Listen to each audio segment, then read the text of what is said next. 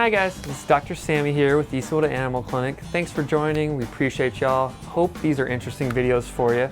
And we're going to talk about something in our older female patients today.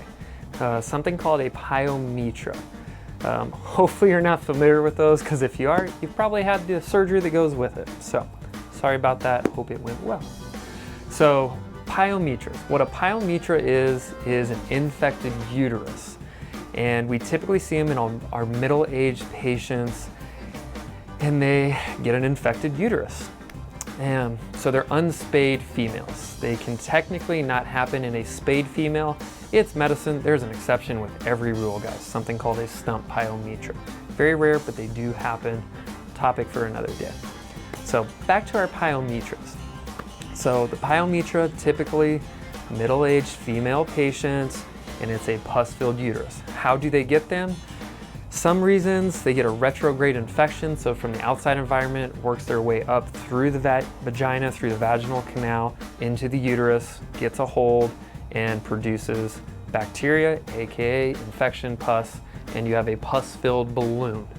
And as that infection grows, it will get bigger and bigger and bigger.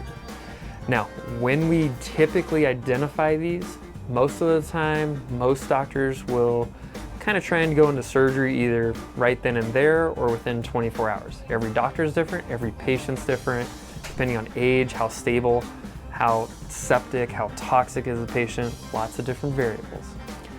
But pus-filled balloon, if that balloon keeps growing and growing and growing, the same thing will happen as if you put more and more air in a balloon. It will pop.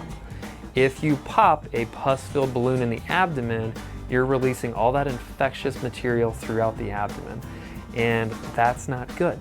You get secondary peritonitis, you get all kinds of other issues, and it does get pretty life-threatening, and the patients do tend to get septic. So usually we'll try and get to those before they get to that point. So as best you guys can, definitely stay on top of spaying your females. That really helps a lot of these guys, and it prevents that problem. Every clinic's different, but it is typically treated as an emergency surgery. Therefore, it has a little bit more of an emergency price tag associated with it, which is more expensive than spaying your patient. So hope that's useful for you guys. Hope that helps you out a little bit. That's what you want to avoid. One last thing before I finish the video up is, what do you look for at home? You're an intact, older female. They sometimes will have vaginal discharge that is malodorous, it stinks, doesn't smell good. And sometimes they're what's called a closed pyo, where it means it does not drain and it stays inside the body. And you get the pus-filled balloon effect a little bit faster.